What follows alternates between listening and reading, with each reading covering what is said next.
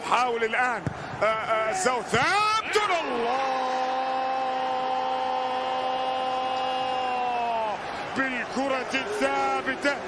بالكرة الثابتة يانيك فيسترغارد يسجل أول أهداف ساوثهامبتون. نعم، يأتي هذا اللاعب الذي يمتلك لدينا طول قامة.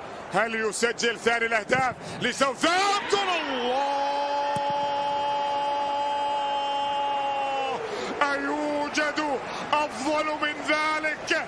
أهناك أفضل من هذا التنفيذ؟ مثالية في الأداء. الله الله الله الله. نعم نعم نعم، كربون كربون كربون كربون كربون كربون. هو جيمس وارد بروس يصدق على ثالث الأهداف. حتى الآن مهاجمين ساوثهامبتون. الله،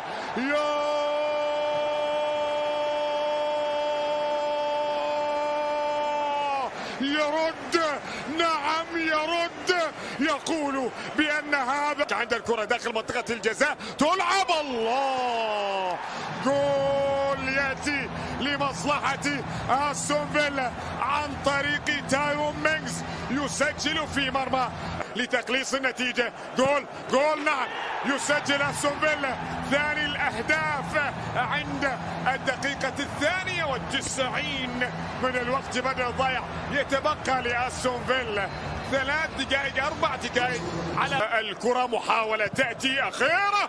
الله، ما الذي يحدث مشاهدينا الكرام؟ جاك جريليش يقلص النتيجة إلى 3 لأستون فيلا مقابل 4 لساوثهامبتون، لكن أعتقد